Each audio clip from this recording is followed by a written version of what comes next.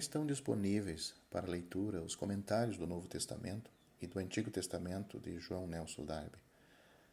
Estão nos formatos de livro, e-book, também aplicativo para o celular Android.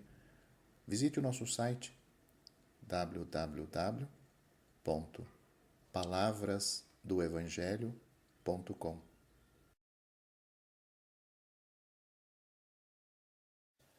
O Salmo 21 é a resposta à súplica do Salmo 20. A elevação de Cristo projeta ali a sua luz para pôr em relevo o verdadeiro caráter dos pedidos do Salmo capítulo 20. O rei regozija-se na força do Senhor e alegra-se da salvação que esta força tem introduzido. Esta salvação é em seguida manifestada, ou seja, a paciente espera do remanescente, como vimos no salmo precedente, assentava na certeza de que o eterno Deus concederia ao Messias sofredor o desejo do seu coração e atenderia todos os seus pedidos. Agora, pela elevação de Cristo, eles podem dizer, e o Espírito Santo diz por eles, cumpriste-lhe o desejo do seu coração, e não desatendestes as súplicas dos seus lábios. Bem mais, a benevolência e o amor do eterno Deus por ele proviam-no de bênçãos excelentes e punham na sua cabeça uma coroa de ouro fino. Mas este salmo revela-nos com mais pormenores o que se tinha realmente passado e o que tinha sido cumprido.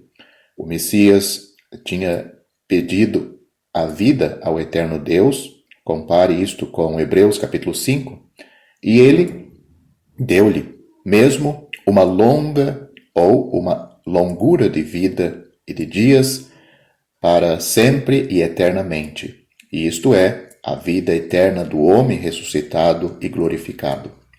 Tal tinha sido a resposta do eterno Deus à súplica do Messias sofredor, quando a morte estivera na sua frente. Isto é claramente manifestado no que se segue. Grande é a sua glória por esta salvação, pelo favor do eterno Deus. Ele foi ressuscitado dentre os mortos para a glória do Pai.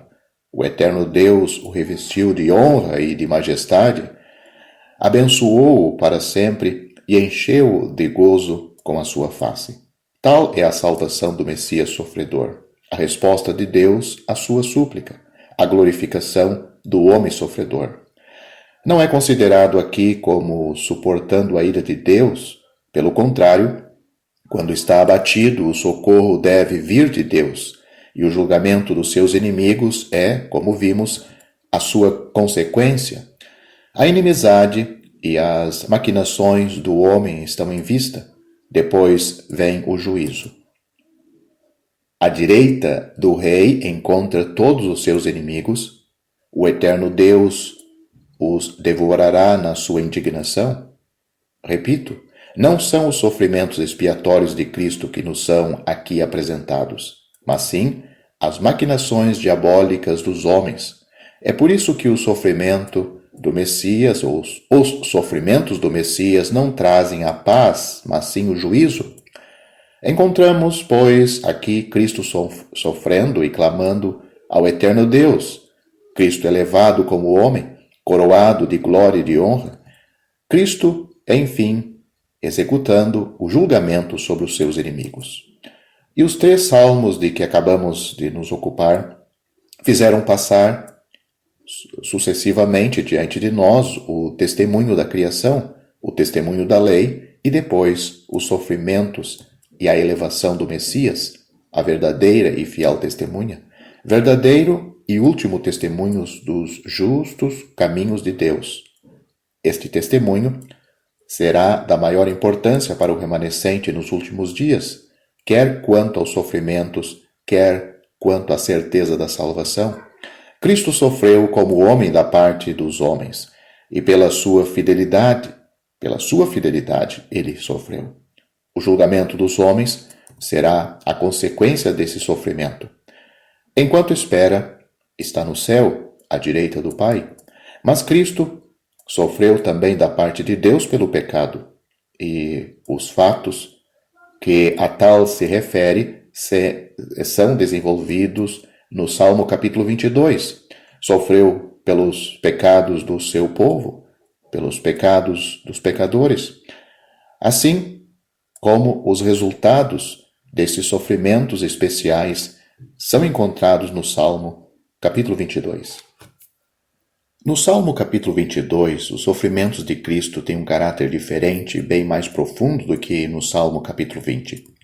Somos colocados em face da obra gloriosa, que é o fundamento de toda a bênção desenvolvida nos outros salmos, assim como de toda a bênção e da glória eternas. Ao mesmo tempo, esta obra torna possível o interesse que Cristo toma pelos seus santos, porque torna este interesse legítimo e tende para a glória de Deus. Já fizemos observar em outro lugar, como princípio geral, que muitas vezes o tema de um salmo nos é dado no primeiro ou nos primeiros versos. E dá-se aqui o mesmo caso. Cristo tinha sofrido da parte dos homens, da parte de homens tão violentos quanto insensíveis. Cães o rodearam, fortes touros de Bazã o rodearam.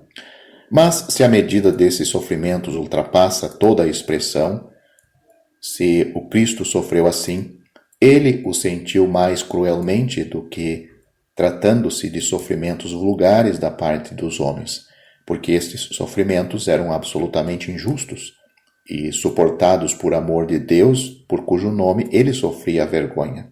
No entanto, outros diferentes dele, de Cristo, tinham, em certa medida e por amor do Senhor, suportado grandes sofrimentos da parte de homens sem piedade. Se ele, Cristo, em graça, foi o chefe e o consumador da fé, outros, bem diferentes, e era, quanto a estes, o privilégio que lhes era concedido e, quanto a Deus, a boa vontade da sua graça, tinham, estes, por graça, dado alguns passos nesse caminho por Deus traçado. Tinham se confiado a Deus e em Deus, e tinham sido salvos. Conforme tinha sido prometido, o eterno Deus não os tinha abandonado, nem esquecido.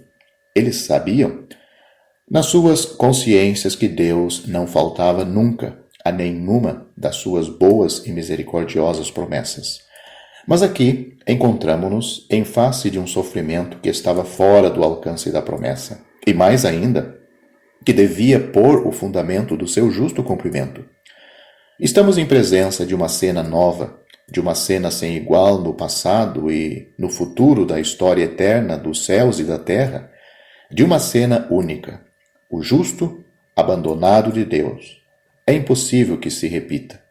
Porque então perderia o seu caráter e destruiria ou arruinaria o seu primeiro testemunho. Deus perfeitamente glorificado, moralmente glorificado acerca do pecado, e Deus não teria sido, se a cena tivesse de ser repetida. Cumpriu-se uma vez por todas, completa e perfeitamente. A natureza de Deus está moralmente estabelecida em testemunho no universo. E já não há nenhum lugar para a repetição de uma tal obra. Tudo está consumado. A glória de Deus está perfeita e eternamente estabelecida. Mas, para conseguir este resultado acerca do bem e do mal, para que a justiça, a graça e o amor pudessem ser estabelecidos ali onde estão a fraqueza e o pecado, foi preciso que tudo que Deus era contra o mal fosse verificado e realizado. Mas contra quem? Quem é que poderá suportá-lo? Se fosse contra o pecado, seria, para ele, a desgraça eterna. E o amor, o que Deus é, não seria manifestado. Mas o Senhor dá-se a si mesmo. Ele, que era o único capaz de levar o fardo e que, na mais profunda humilhação daqueles cuja causa ele tomou sobre si, era poderoso para cumprir a obra na sua natureza. Ele leva na sua alma o peso de tudo o que Deus é contra o mal. hora terrível. Só ela nos pode fazer compreender o que são a justiça e o juízo.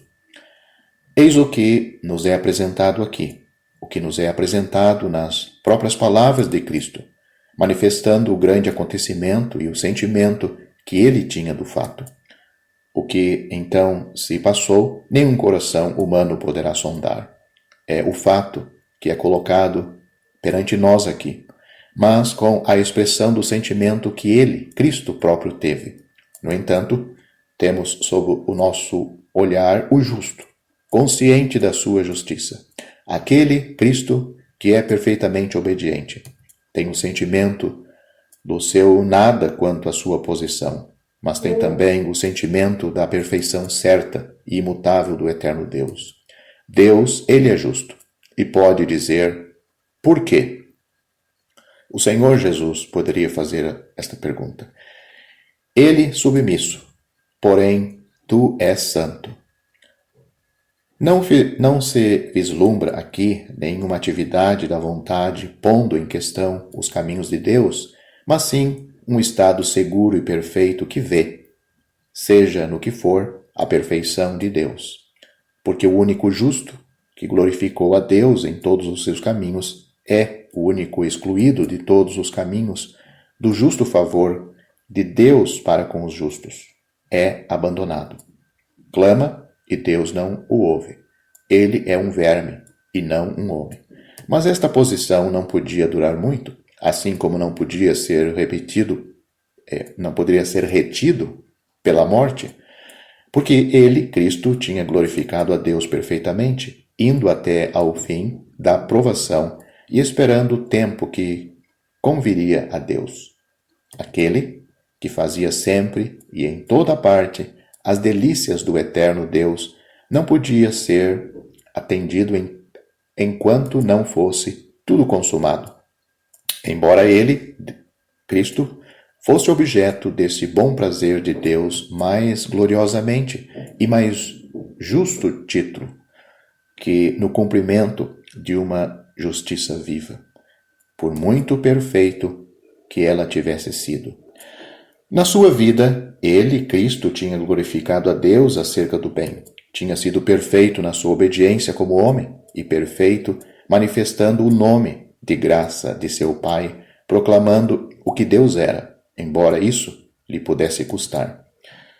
Os ultrajes daqueles que ultrajavam a Deus caíram sobre ele, sobre Cristo, mas agora, sendo feito pecado, glorificava a Deus a respeito do mal. E isto tem um caráter e um valor absolutamente únicos no seu gênero. Como vimos, note o que diz João capítulo 10. Por isto o Pai me ama, porque dou a minha vida para tornar a tomá-la. João capítulo 10, versículo 17. Lá onde o pecado é colocado perante Deus, isto é, onde Cristo era feito pecado, mas numa posição onde a sua obediência era absoluta e perfeita, uma completa entrega de si mesmo, o Deus, o que é o contrário do pecado, lá onde a justiça de Deus encontrava um motivo de amor, nessa mesma posição, Deus devia abandoná-lo para pôr, ao mesmo tempo, o fundamento da justiça e da bênção eternas. Ali, Deus era perfeitamente glorificado e o fundamento do cumprimento de todos os seus desígnios em glória era estabelecido de uma maneira imutável. Quanto mais estudamos a cruz, mais vemos ali a solução de toda a questão do bem e do mal, assim como o estabelecimento da imutável base da perfeição ou da perfeita bênção que Deus quer manifestar em justiça, em graça e também em majestade, nos novos céus e na nova terra, onde a justiça habita. Para nós, descobrimos ali, em primeiro lugar, o bendito testemunho que a cruz dá face a todas as nossas necessidades. Mas, ao contemplá-la em paz, vemos ali o homem em todo o seu pecado, odiando e rejeitando a Deus, manifestado em graça e em bondade. Depois, todo o poder de Satanás, os discípulos fugindo com medo e o mundo inteiro exercendo o seu poder contra Cristo. Enquanto havia, por outro lado, na pessoa de Cristo, O homem numa bondade e numa obediência absoluta, amando o Pai e glorificando a Deus quanto ao próprio pecado e segundo o que esse pecado o tinha tornado necessário. Ao mesmo tempo, vemos ali, como em nenhuma outra parte, Deus na sua perfeita justiça contra o pecado e no seu perfeito amor para com o pecado. A inocência era uma bênção condicional, mas a cruz estabelece uma bênção perfeita, cujo valor não pode nunca mudar. É uma justiça eterna. É por isso que a bênção dos novos céus e da nova terra é imutável. Tivemos um Éden inocente e um mundo pecador. Teremos, além do reino da justiça, novos céus e uma nova terra onde a justiça habita. E devemo-la graças à cruz. Quando esta obra moral da glorificação de Deus é concluída, então ele, Cristo, é ouvido desde as pontas dos búfalos. O homem e tudo o que a ele se liga está fora de vista. Espessas trevas o cobrem, ao passo que tudo o que é de Deus, como o que é do poder e da importância do mal, que se opõe à soberana bondade e à justiça de Deus, tem sido trazido a este resultado divino em que Deus foi glorificado. Tudo se passa entre a alma daquele, Cristo, que é uma oferenda pelo pecado, e o justo Jeová, e tudo é consumado. Ele é perfeito.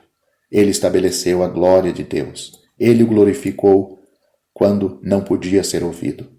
Depois foi ouvido, e tudo está cumprido. Desce, é verdade, a sepultura. Certo e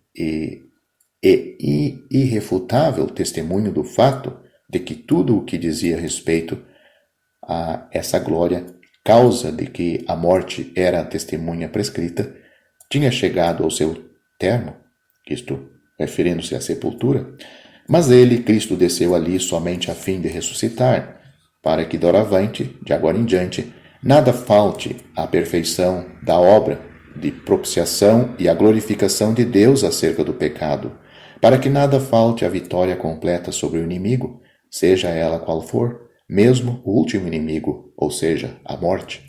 Ele é ouvido. Cristo é ouvido. E quem poderia pôr isto em questão entre aqueles que souberam que ele tinha ressuscitado? O que resta agora? O pecado? Pelo que concerne ao resultado da obra realizada, ele estava inteiramente e para sempre tirado de diante dos olhos de Deus para aqueles que tinham uma parte com Cristo. A ira? Ele tinha bebido o cálice da ira. O juízo contra o pecado ou o julgamento do crente por causa do pecado? Ele o tinha suportado. O poder da morte sobre a alma?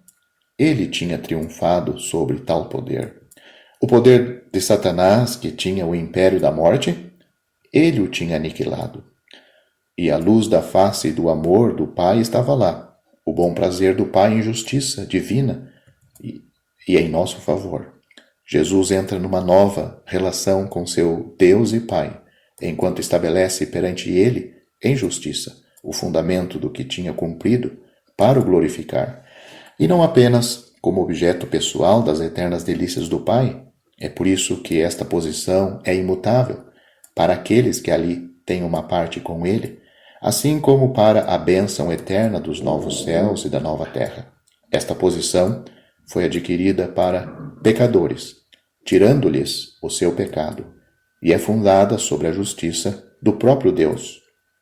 Como homem, Cristo homem, ele entra agora na plena bênção desta relação com Deus, sobre a base da justiça divina.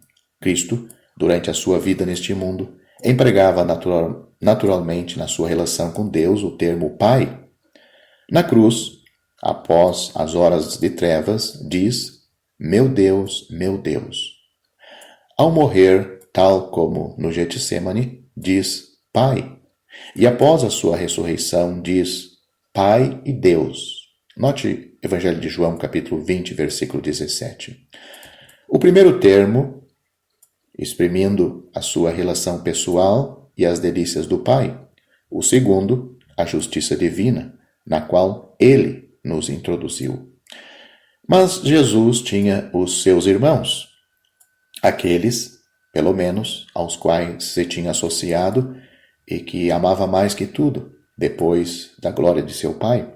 Uma vez entrando no lugar sem nuvem da bênção, ou sem nuvens da bênção, o seu coração já não tinha necessidade de declarar aos seus irmãos senão o nome, que era a expressão dessa bênção. Conhecê-lo era ser levado a essa bênção. Note o que é dito: declararei o teu nome aos meus irmãos. Esse testemunho tão particularmente precioso no seu amor é precisamente aquele que Cristo deu aos seus discípulos após a sua ressurreição. Ele disse: vai para os meus irmãos e dize-lhes que eu subo para meu Pai e vosso Pai, meu Deus e vosso Deus. João capítulo 20, versículo 17. Note-se que é desde os chifres dos búfalos que ele é ouvido, no momento em que a sua obra se acabava, quando tinha submetido a sua alma à morte como julgamento divino. Sendo completa a sua obediência até a morte, o atendimento tornava-se justo e necessário. A sua ressurreição foi disso uma prova absoluta para o homem. Mas ele, Cristo, podia dizer: Pai, nas tuas mãos entrego o meu espírito. Podia remeter o seu espírito realmente a seu Pai e assegurar ao malfeitor que, nesse mesmo dia, estaria com ele no paraíso. Já chamei a atenção do ouvinte para um caráter infinitamente precioso deste Salmo capítulo 22, tão diferente daqueles que falam dos sofrimentos de Cristo da parte dos homens, e até mesmo em contraste com eles, porque aqui tudo é graça. Nem sequer uma palavra de julgamento. Com efeito, quem deveria passar em julgamento depois do próprio Deus ter infligido os sofrimentos e escondido a sua face daquele, Cristo, que se apresentava como substituto dos crentes? Quem? Quem poderia? Quem poderia ser afligido? Por esses mesmos sofrimentos, eles, os crentes, estavam livres dos seus pecados. Sem dúvida, esses sofrimentos eram a expressão do juízo, mas de um juízo passado, terminado, de um modo que agora, a partir dali, tudo era graça. Desde então, a graça corre como um rio, onda após onda, levando a bênção e mais nada. Note-se, porém, que esta bênção é aqui totalmente sobre a terra, e tanto isto é verdade que o Senhor, nos Salmos, não tem em vista senão Israel e os judeus. E embora tenhamos visto passar diante de nós a sua própria ressurreição e tenhamos, noutro lugar, a bênção da sua ascensão, de modo que o caminho da vida esteja assim aberto à fé, até a presença do próprio Deus, o lugar da habitação celestial dos santos ainda aqui não é revelado. Nós sabemos bem que as verdades sobre as quais assentam a bênção se estendem mais longe que a terra, mas o Salmo não fala disso. Note o que diz o Salmo: louvar-te-ei no meio da congregação. O remanescente é então congregado, é o primeiro círculo reunido. Nos atos do louvor, vem depois a bênção milenária de todo Israel. Os que temem ao Senhor são convidados a louvá-lo. Os homens sabem apenas temer a Deus, mas esta obra faz com que aqueles que o temem o louvem nesse dia. Assim, os que temem o eterno Deus durante a grande tribulação futura e que sofreram, poderão, a partir dali, tomar coragem, porque Cristo será o responsável pela sua salvação e será a sua confiança. E pode sê-lo, porque fez a propiciação. Ele, Cristo, será, de fato, a sua salvação positiva, porque o eterno Deus, no dia em que Cristo, aflito, clamou, não fechou os ouvidos ao seu clamor, nem escondeu dele o seu rosto quando clamou: Jeová, tinha-o ouvido. Cristo tinha sido afligido por um momento, mas somente para que nessa aflição fosse feita a propiciação. E agora que ela está cumprida, Cristo é atendido e pode dar a outros a certeza da salvação. Daí resulta que os mansos da terra comerão e se fartarão, estarão em paz. Mas a bênção não será limitada a Israel. Todos os limites da terra se lembrarão e se converterão ao Senhor, e se prostrarão perante Ele, porque o reino lhe pertence. E é Ele que dominará, e todo o joelho se dobrará perante Ele. A bênção nem mesmo é limitada a esta geração. Eles virão e contarão a sua justiça a um povo que há de nascer ainda. E lhe anunciarão o que o Senhor fez estas coisas. Ocupando-me aqui da explicação dos Salmos, devo deixar de parte a meditação da obra sobre a qual o Salmo capítulo 22 é fundada. Eu digo fundada porque o Salmo fala do que Cristo sentiu ao realizar a obra, mais do que da obra em si mesma.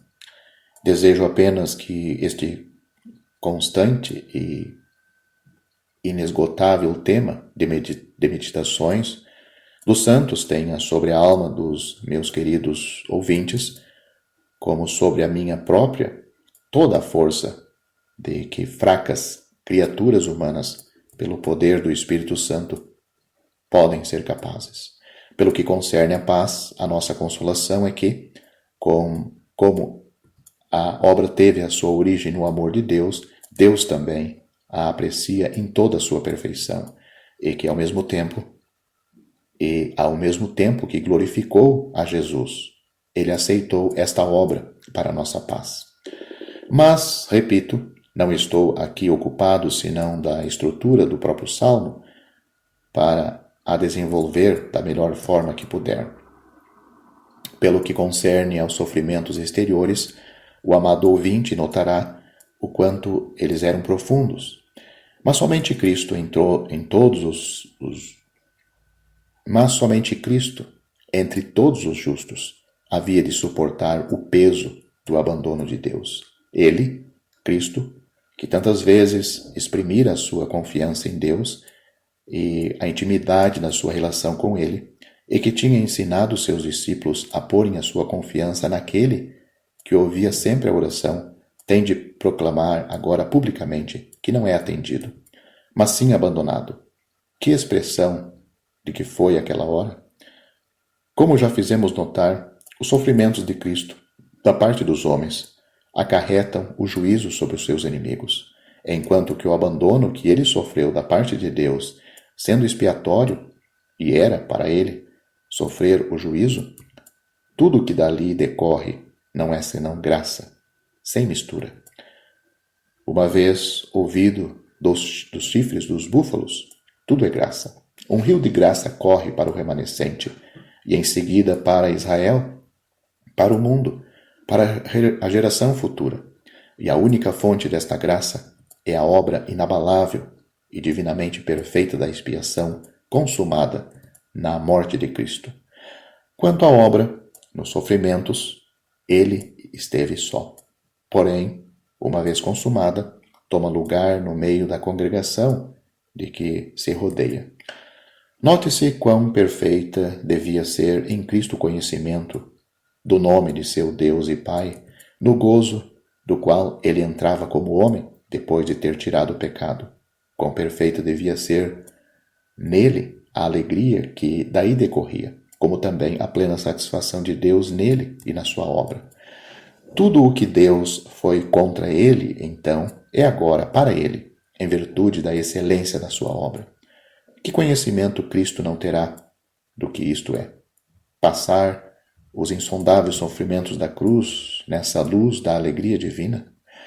Pois bem, esta libertação é aqui o motivo do seu louvor, e tal deve ser também o caráter dos nossos louvores. Eles devem decorrer da bem-aventurada certeza de que já saímos dos limites do pecado, da morte e do juízo, e entramos na perfeição do favor divino. tudo o que não decorre desse sentimento está em desacordo com aquele que guia os nossos louvores.